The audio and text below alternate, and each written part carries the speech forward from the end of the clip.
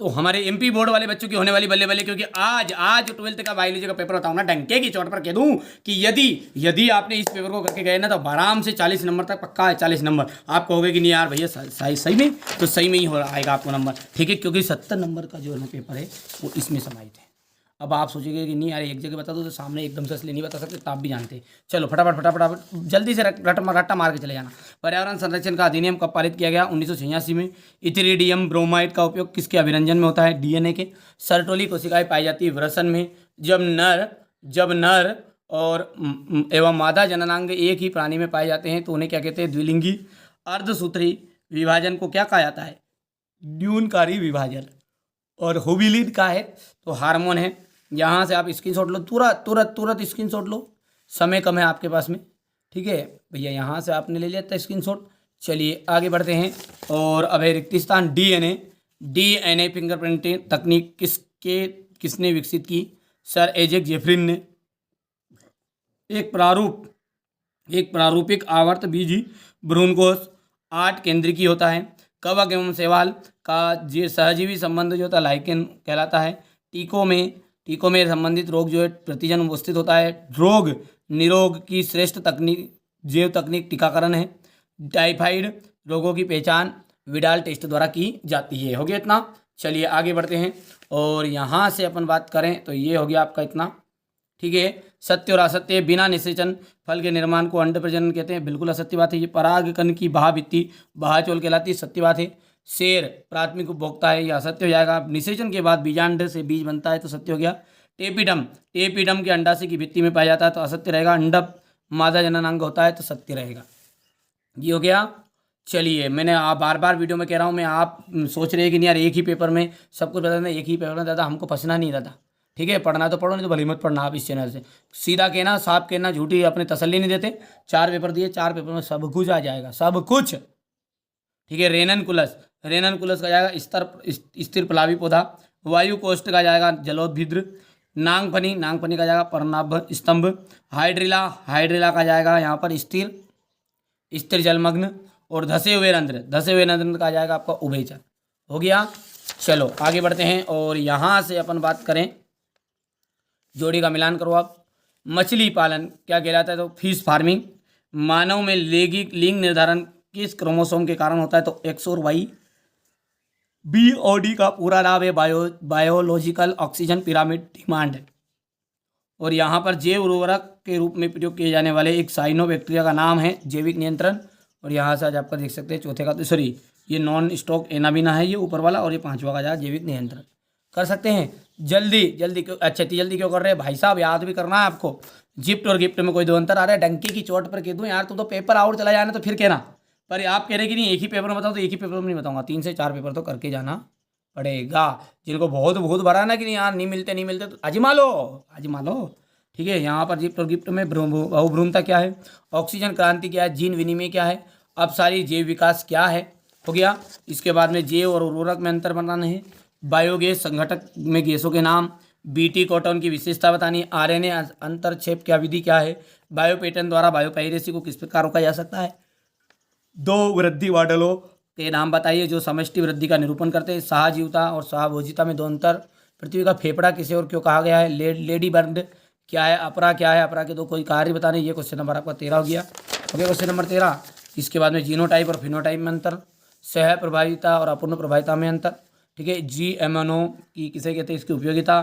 Spirulina के आर्थिक महत्व को समझाना है। एक तालाब का आगे पारितंत्र का वर्णन करना है, ठीक है। यहाँ पर आप देख सकते हैं ये क्वेश्चन नंबर 17 हो गया। ये 18 हो गया आपका। हो गया। वाटसन का DNA का वाटसन क्रिक मॉडल का नामांकित चित्र बताना है।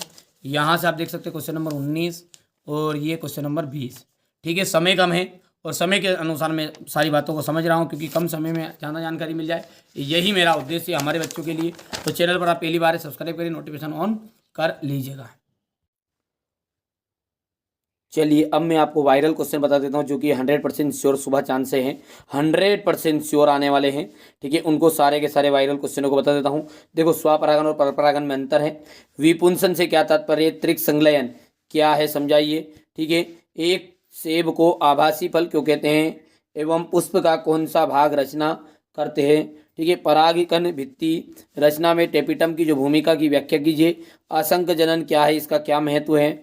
एक बीजपत्री और द्विबीजपत्री में अंतर। दोहरा निषेचन किसे कहते हैं, इसका महत्व। प्रसव क्या है, मासिक चक्र क्या है, इसे प्रेरित करने वाले हार्मोन्स का नाम बताइए। ठीक है। यहाँ पर देख सकते हैं पुष्प पुरुष पुरुष नर जनन तंत्र तथा मानव के वृषण का अनुपस्थ काट का नामांकित चित्र बनाना है आपको।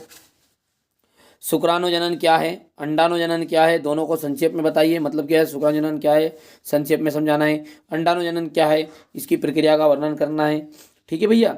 और आगे आपका क्या है, कोलेस्ट्रॉल खीस क्या है, स्पेटोजेनेसिस और oogenesis में अंतर, यानी शुक्राणुजनन और अंडाणुजनन में अंतर आपका यहाँ पर आपको बताना है। ठीक है। जनसंख्या वृद्धि के कारण एवं निवारण को समझाइए। टेस्ट ट्यूब बेबी किसे कहते हैं, एसटीडी तथा एसटीडी के नाम लिखिए। ठीक है। 2 एसटीडी के नाम लिखिए जो संदूषित रक्त से संचरित होते हैं। एक संकर क्रॉस और द्विसंकर क्रॉस में अंतर। समयुग्मजी और विषम युग्मजी में अंतर बताइएगा। ठीक है। ये से क्वेश्चन बता रहा हूँ जो 100% श्योर आपको सुबह अधिकतर क्वेश्चन इन्हीं से देखने को मिलेंगे बेटा, है ना। ठीक है।